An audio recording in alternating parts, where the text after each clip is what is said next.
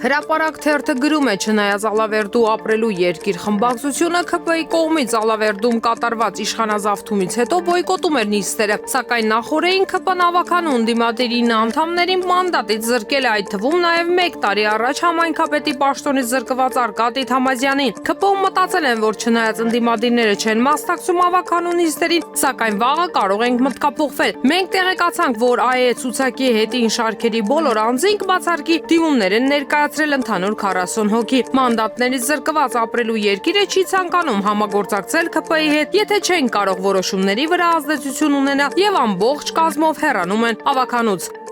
Հրապարակ թերթը գրում է ՔՊ-ի արտաքին կապերի պատասխանատուն համատեղությամբ նաև Հայաստանի Հանրապետության աշխատանքի եւ սոցիալական հարցերի նախարարն է։ Նա հաճախ է շրջագայում աշխարհով մեկ, թերևս համատեղելով երկու գործառույթները եւ պետության հաշվին նաև ՔՊ-ի արտաքին կապերը զարգացնելով։ Վերջերս Նարեկ Մկրտչյանը հյուրընկալվել է ԱՄՆ նախագահ Դոնալդ Թրամփի Մարալագոյի առանձնատանը, որտեղից նա տեսանյութ է հրապարակել։ ԱՄՆ նախագահի այս նստավայրը Ֆլորիդայում ոչ պաշտոնական բանակցությունների ավանդական վայրն է, որտեղ հրավիրվելու եւ Թրամփի հետ ընթրիքի մասնակցելու համար ամերիկացի ձեռնարկատերերը սովորաբար մեծ գումարներ են վճարում, մինչեւ մի քանի միլիոն դոլար, որ բիզնեսի պրոյեկտներ առաջ մղեն, բարձր հովանավորություն ստանան, տարբեր հարցեր քննարկեն։ Այսինքն Մարալագոյում անվճար հայտնվել անհնար է։ Մեր սոցապ նախարարը սակայն ոչ Թրամփի հետ ընտրել է, ոչ էլ անգամ նրան տեսել, ուղղակի քայլել է այն տեղերով, որտեղ Թրամփի ոտքն է կպել, բայց տելեգրամյան ալիքները գրում են, որ դա էլ